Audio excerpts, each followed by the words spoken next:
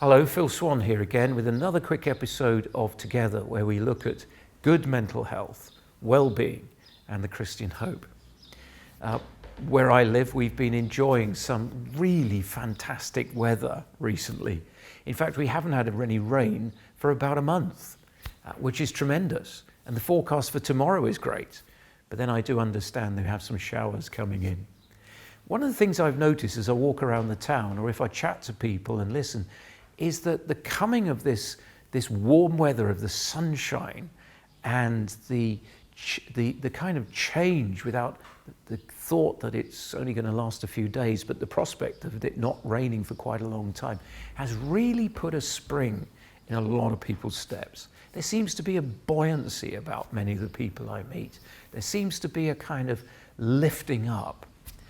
And it's true, isn't it, that often weather affects mood. You've probably seen that, haven't you? It's one of the things they say, that we in Britain are always talking about the weather. Or if somebody comes from overseas and they want to start a conversation, start talking about the weather, we'll all have something to say. You see, as well as the good weather perhaps putting a bit of bounce into our lives, we also know what it is to have endless days of grey and cold and wet. Remember those? They weren't that long ago, actually, were they? And often when we're trapped in a cycle of that, well, the mood is very different. We can feel flat, we can feel discouraged, we may even feel a little what we may call depressed. Some people really suffer with this, don't they? You've probably heard of SAD, seasonal affective disorder.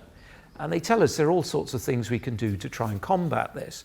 Take some exercise, get out, get more sunlight through your eyes. It can affect, they say, things like serotonin levels in your body. I don't know if that actually works, but that's one of the things that's suggested. Take more vitamin D, or get yourself an SAD lamp and try to create the artificial extra sunlight for some time during the day. Well, maybe those things help.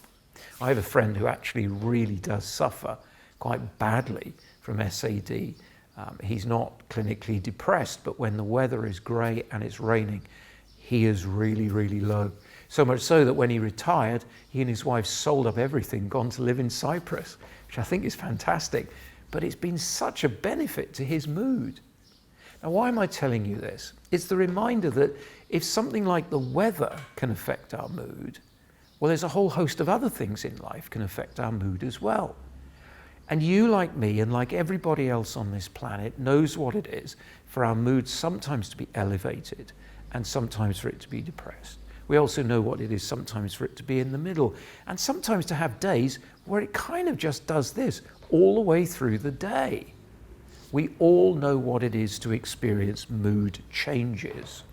And mood variation is normal. It is normal, it is healthy, it is how we are as human beings.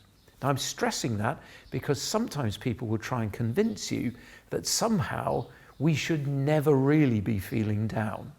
Sometimes we should never ever be feeling a little low or frustrated. And often they will try and suggest this because they're trying to plug something for you to buy, which they will tell you will try to correct that. You may meet people who give you the impression that they're the same all of the time. Their mood never changes. Maybe a little on the high side, it may be a little on the low side, it may be smack bang in the middle. Mr. or Mrs. Consistency. But the truth is, their mood varies as well. Now, there is nothing wrong with this.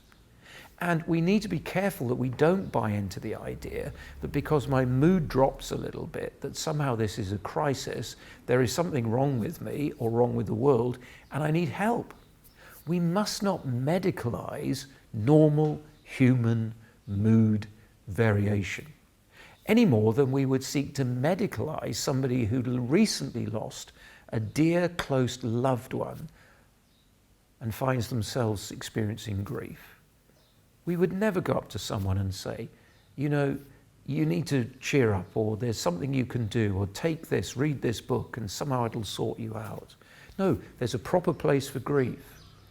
And it's the awareness that our mood changes can actually be okay. So we can face a day where we feel low, and we might not even know why, But we just have to say sometimes as a human being, well, that's just how I am. I find emotions fascinating as a Christian. There are a huge range of emotions that we have. Happy, sad, angry, fearful, contented, anxious.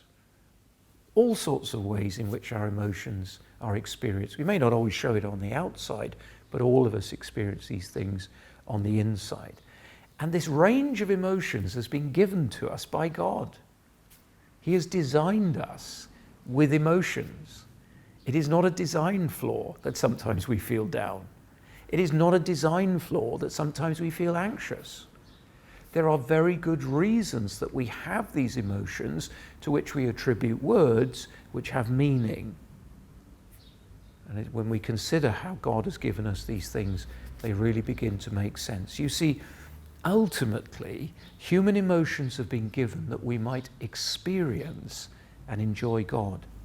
It's not that we might get excited about your team winning in the cup final, or a plant which you put in the garden and you've nurtured has finally started to bloom, or when you see your grandchildren running towards you wanting to give you a hug or something like that. We feel those emotions, they're right, they're proper in the moment, but actually the joy, the delight, the exuberance that we feel is really designed properly to be used in the worship of God. You might say, well, that's okay, but what about feeling down? What about feeling anxious? Well, quite simply, those emotions there to provide warnings to us as human beings. So when we do something wrong that the Bible calls sin and we feel shame, that isn't necessarily a bad thing. God has designed us that would be the case, so that we would recognize that what we've done is wrong, seek his forgiveness afresh, and go running back to him to experience his joy. Emotions are good. Don't hide them. Don't pretend they're not there. Don't medicalize normal emotions. Instead, recognize them. And above all, recognize that the emotions you have been designed for your worship and delight and enjoyment of God. Well, thanks for listening. Hope you found that interesting.